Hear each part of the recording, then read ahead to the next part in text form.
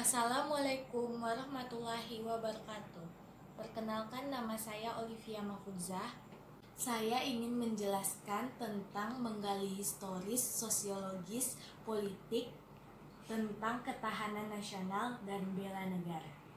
Secara historis, gagasan tentang ketahanan nasional bermula pada awal tahun 1960-an di kalangan militer Angkatan Darat. Masa itu sedang meluasnya pengaruh komunisme dari negara Uni Soviet dan Cina. Pengaruh komunisme itu menjalar ke negara Indochina, sehingga satu persatu negara Indochina pun menjadi negara yang komunisme. Bahkan gerakan komunisme Indonesia mengadakan pemberontakan pada tahun 30 September 1965. Namun akhirnya dapat diatasi. Sejarah keberhasilan bangsa Indonesia menangkal ancaman komunisme dapat menginspirasi para petinggi negara untuk merumuskan sebuah konsep yang dapat menjawab mengapa bangsa Indonesia tetap mampu bertahan menghadapi serbuan ideologi komunis, padahal banyak negara-negara lain yang berguguran. Jawabannya adalah karena bangsa Indonesia memiliki ketahanan nasional, khususnya pada aspek ideologi. Pada tahun 1968 dimunculkanlah istilah kekuatan bangsa, sehingga mendapatkan kemajuan konseptual berupa unsur-unsur dari tata kehidupan nasional seperti sosiologi, ekonomi, ideologi, politik. Pada tahun 1969 lahirlah istilah ketahanan nasional.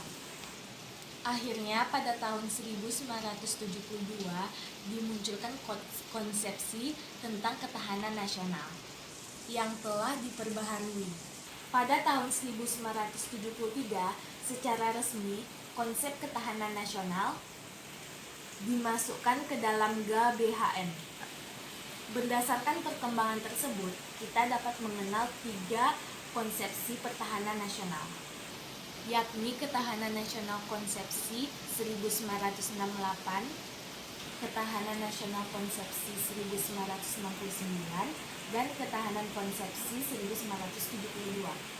Dengan mendasarkan pengertian ketahanan nasional sebagai kondisi dinamik bangsa yang luwet dan tangguh dalam menghadapi berbagai ancaman. Bahkan konsepsi ini tetap relevan untuk dijadikan kajian ilmiah. Ketahanan mencakup berbagai macam aspek, dimensi, atau bidang. Misal istilah ketahanan pangan dan ketahanan energi. Istilah itu dapat ditemukan dalam rumusan RPJMN 2010 sampai 2015. Dengan istilah tersebut, konsep ketahanan nasional masih dapat diakui dan diterima. Sekarang ini, wajah ketahanan yang lebih ditekankan adalah ketahanan kondisi.